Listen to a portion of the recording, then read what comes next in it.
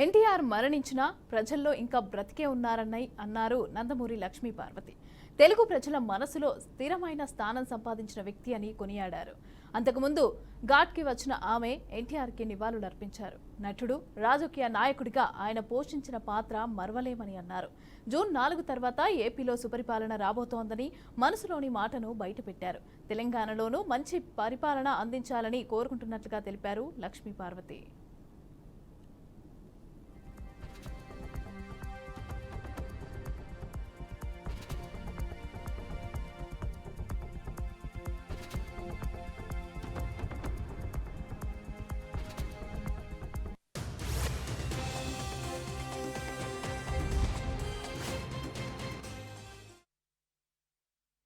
నేను ఒక్కటే కోరుకుంటున్నాను, ఆయన ఆశీస్సులు తెలుగు ప్రజలందరికీ అందాలి, ఎప్పటికీ అందాలి. ఆయన ఆత్మ తెలుగు ప్రజల చుట్టూనే తిరుగుతూనే ఉంటుంది. న్యాయం కోసం ఆయన పోరాటం సాగిస్తూనే ఉంటుంది. మళ్ళీ మంచి ఈ ఎలక్షన్ల తర్వాత మంచి పరిపాలన కోసం ఆయన తప్పకుండా ఆయన ఆత్మ ఆశీస్సులు అందిస్తూనే ఉంటుంది.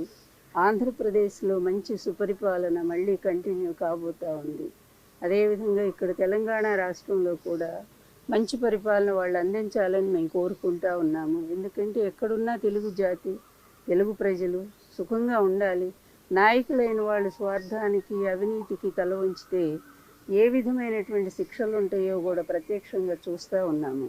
అందువల్ల ప్రజల కోసం జీవించే వాళ్ళు నాయకులు అనేది ఎన్టీఆర్ గారు ఒక్కరే చాటి చెప్పారు. అందువల్ల ఆయన స్ఫూర్తితో ఆంధ్రప్రదేశ్లో పరిపాలన అలాగే సాగుతూ ఉంది. అదే కంటిన్యూ అవుతుంది కూడా.